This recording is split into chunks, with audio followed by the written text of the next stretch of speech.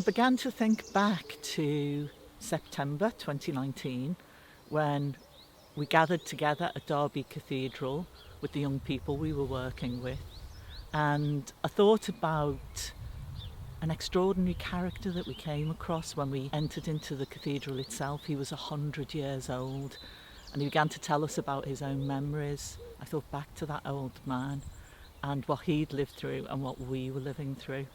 So he became a character in the narrative that I wrote.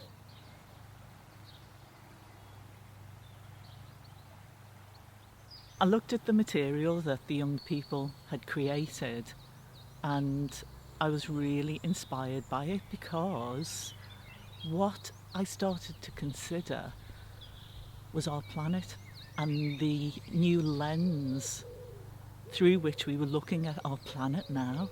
And considering that we'd begun this project looking up at the moon, those two things began to bind together in my mind, and I wanted to consider how we were looking at this world anew.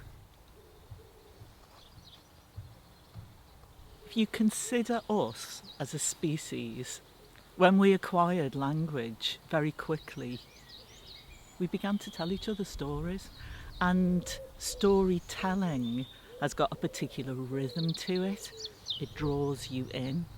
It can be quite mesmerising. You remember more through a story than through anything else. It's still as potent as it was back thousands and thousands of years ago. The stories we tell now will be the stories that people in the future will be able to gain so much information from. That's what I'm hoping will happen with the work that we're putting into the archive.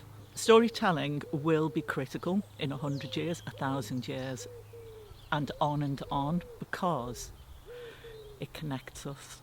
It connects us as human beings, eye to eye, heart to heart. We listen with our ears, and we can learn so much from stories about ourselves.